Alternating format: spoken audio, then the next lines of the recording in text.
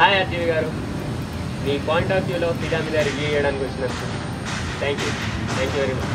చాలా కోపంగా ఉన్నట్టున్నారు. Everything fine? నేను ఎలా ఉన్నా అన్నది నీకు అవసరం లేదు. కోపంగా ఉన్నానా, బాధగా ఉన్నానా నీకు అవసరమా? మూసుకుని వచ్చిన పని కానీ. హానెస్ట్ ఆన్సర్స్తో ఇంటర్వ్యూ మొదలు పెడదామా? ఇక్కడ 2 పాయింట్స్. హానెస్ట్గా చెప్పమన్నామని నేను చెప్పను.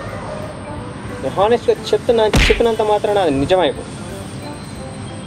సో నాకు నచ్చింది నేను చెప్తా, నీకు నచ్చింది నువ్వు తీసుకో. ఓకే? ఫిదా నుంచి మొదలు పెడుతున్నాం కాబట్టి డైరెక్టర్ నుంచి మొదలు పెడతాం. శేఖర్ కమల మీద మీ ఒపీనియన్ ఏంటి? ద పాయింట్ ఈజ్, శేఖర్ కమలని నేను ఎప్పుడు కలవలేదు. నా పాయింట్ ఆఫ్ వ్యూలో అతను మంచి డైరెక్టరే కాదు, మంచి స్టోరీ టెల్లర్. కానీ అతని సినిమా చూడండి, ఎందుకంటే నాకు బోర్ కొట్టాను.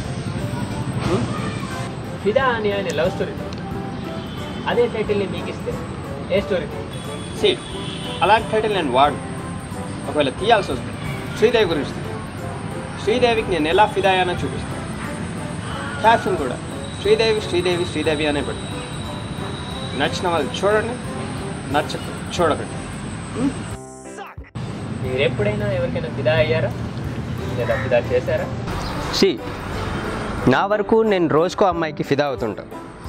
వాళ్ళు అయ్యారా లేదా అన్నది నాకు అనవసరం. ఫిదాలో వరుణ్ చాలా న్యాచురల్గా చేశాడని, డిఫరెంట్గా కనిపిస్తున్నాడని మీరేమంటారు? 4 సినిమాల్లో కనిపించాక ఎవడైనా డిఫరెంట్గానే చూపిస్తాడు. అలా చూపించకపోతే ఆ డైరెక్టర్ కాదు, అది సినిమా. అతని సినిమాల గురించి విన్నా కానీ ఎప్పుడు చూడలేదు. నా వరకు నాకు అమ్మాయిలు, ముద్దులు, రక్తం లేకపోతే కిక్ ఎక్క. ఒకవేళ వరుణ్తో సినిమా తీయాలంటే ఎలాంటి స్టోరీ టైటిల్తో తీస్తారు? వరుణ్తో నేను సినిమా తీను, మెగా హీరోలతో నేను సినిమా తీను. ఎందుకంటే నేను గొప్పనే, వాళ్ళు గొప్పలు. ఒక గొప్పోడు ఇంకో గొప్పోడితో నటించకూడదని నేను నమ్ముతాను. కానీ చిరంజీవి అంటే నాకు అభిమానం, పవన్ కళ్యాణ్ అంటే నాకు ఇష్టం, నాగ్ బాబు అంటే ఇంకా ఇష్టం. ప్రేమ హీరోయిన్ సాయి పల్లవి అదరగొట్టిందండి, మరి మీకేమనిపించింది? అదరగొట్టడం ఏంటి? అమ్మాయి బాగా చేస్తుంది, క్యారెక్టర్కి సూట్ అవుతుందంటే క్యారెక్టర్ తీసుకుంటుంది, అంతేగాని అదరగొడుతుందనో బెదరగొడుతుందనో కాదు. ఓకే, బాగా చేస్తుంటుంది. సాయి పల్లవి యాక్టింగ్ బాగా చేస్తుంది, మూవీస్లో ఛాన్స్ ఇస్తారా? నా సినిమాల్లో యాక్టింగ్ చేయాల్సిన అవసరం లేదు, అలా చూపించాలి. ఆ అమ్మాయి చూపించదు. నేను కాళ్ళకున్న వేళ్ళని కూడా చూపిస్తా, కానీ ఆ అమ్మాయి ఏం చూపించదంట. సో ఎలా? You got my point? ఇదే లవ్ స్టోరీని మీకు ఇచ్చి తీయమంటే ఎంత టైం తీసుకుంటారు?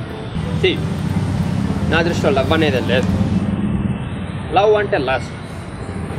ఇదే స్టోరీని నేను తీస్తే కనుక breakup, 1 night stand and realistic ఎలిమెంట్స్తో తీస్తాను. ఓకే, శేఖర్లా బోరింగ్ అవుతుంది. స్టోరీ వైజ్గా ఫిదాలో మీకు నచ్చిన అంశం ఏంటి? వాళ్ళిద్దరు విడిపోయే సిచ్యువేషన్. ఎందుకంటే అదే నిజం. ప్రేమించుకున్న వాళ్ళు ప్రేమ తగ్గి విడిపోతారు. సో ఆ పాయింట్ నాకు చాలా బాగా నచ్చింది. దానికోసం మళ్ళీ చూడమని కూడా చెప్తాను. ఫిదా కలెక్షన్ వైజ్గా హిట్ అవుతుందా అవదా? మీరేమంటారు? బాగా కలెక్ట్ చేస్తేనే సినిమా హిట్ అని నేను అనుకోను. అలా అయితే నా ఏ సినిమా హిట్ కాలేదు. ఇక్కడ 2 పాయింట్. పవన్ కళ్యాణ్ పాటలు రాయడం హిట్ ఆఫ్ ఫ్లాప్ అంటే ఏం చెప్తాం? మరి కలెక్షన్స్ భారీగా వచ్చాయిగా. రీసెంట్గా డీజే కూడా 100 కోట్లు సంపాదించింది, కానీ అది హిట్ ఆఫ్ ఫ్లాప్ అంటే ఏం చెప్తాం? టోటల్గా ఫిదాకి మీరు రేటింగ్ ఏం ఇస్తారు? సినిమాని రేటింగ్తో పోల్చడం నాకు చిరాకు. మీరు అడుగుతున్నారు కాబట్టి చెప్తున్నా. 3 ఇస్తా. 1 శేఖర్ కమలకి, 2 సాయి పల్లవికి, 3 వాళ్ళిద్దరు విడిపోతారు కదా. ఆ పాయింట్ నాకు చాలా బాగా నచ్చింది, అందుకని 3 ఇస్తా. లాస్ట్గా మూవీ గురించి ఒక లైన్లో.